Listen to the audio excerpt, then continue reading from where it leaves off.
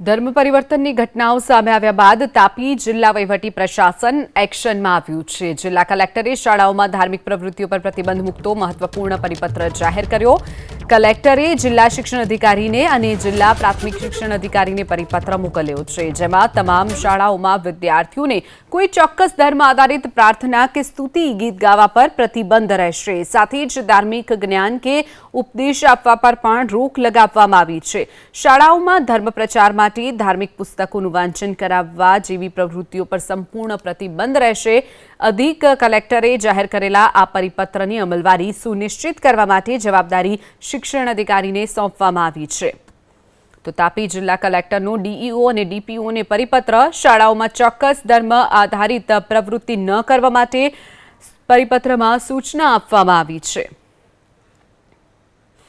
તાપી કલેક્ટરે જાહેર કરેલા પરિપત્ર અંગે વિશ્વ હિન્દુ પરિષદના મંત્રી રાકેશ ગામિતે પ્રતિક્રિયા આપી કહ્યું કે શાળામાં ચાલતા ધર્માંતરણ સહિતના અલગ અલગ મુદ્દે આવેદનપત્ર આપી અગાઉ રજૂઆત પણ કરવામાં આવી હતી। સાથે જ ધર્માંતરણની પ્રવૃત્તિ કરતા શિક્ષકોની યાદી આપવાની પણ તૈયારી દર્શાવી હતી। ચાલુ સ્કૂલે કાર્યક્રમોમાં બાઇબલ પર ઉપદેશ આપવો, ગુરુ પૂર્ણિમાના ઉપદેશ આપવો અને અલગ અલગ પ્રકારના જે હિન્દુ ધર્મના તહેવારો છે એના નામ પર ઈસુની પ્રાર્થના સભાઓ કરતા હતા। તો એ વારંવાર હિન્દુ સમાજના સંગઠનો દ્વારા આવેદન આપવામાં આવતું હતું, તેમજ વિશ્વ હિન્દુ પરિષદે પણ ખૂબ જ જહેમત ઉઠાવીને આ એક આખા તાપી જિલ્લામાં શિક્ષણ જગતની અંદર જે ધર્માંતરણનું જે કાવતરું હતું એને બહાર લાવેલ છે અને એ બદલ સમસ્ત હિન્દુ સમાજ તેમજ હિન્દુ સંગઠનોનો આભાર વ્યક્ત કરું છું।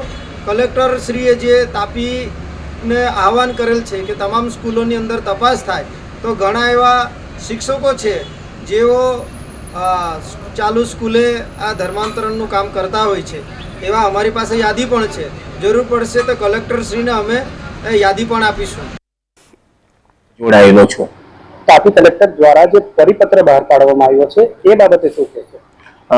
તાપી કલેક્ટર સાહેબ દ્વારા જે પરિપત્ર બહાર પાડવામાં આવ્યો છે તે મેં વાંચ્યો અને એની અંદર કોઈ ચોક્કસ ધર્મનો ઉલ્લેખ કરવામાં આવેલો નથી કે ત્યાં આગળ કયા ધર્મનું શિક્ષણ કે સમજણ આપવામાં આવે છે। અને મારું તે બાબતમાં એટલું જ કહેવું કે અત્યારે આપણી પાસે ઘણી બધી ટેકનોલોજી છે, સીસીટીવી કેમેરા આપણે મૂકી શકીએ છીએ।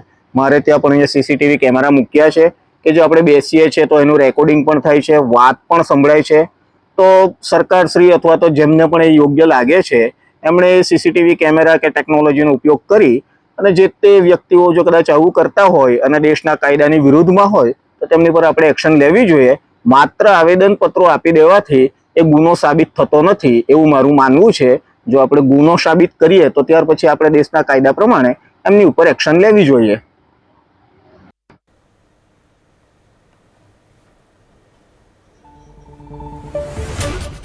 તો તાપી કલેક્ટરના પરિપત્ર મુદ્દે હિન્દુ આગેવાનોએ કલેક્ટરને આવેદનપત્ર આપ્યું। શાળામાં ચાલતા ધર્માંતરણ સહિતના મુદ્દે આ આવેદનપત્ર પાઠવવામાં આવ્યું છે। ધર્માંતરણ કરાવતા શિક્ષકોનું લિસ્ટ તૈયાર કરવા માટે પણ હિન્દુ સંગઠનોએ માંગ કરી છે।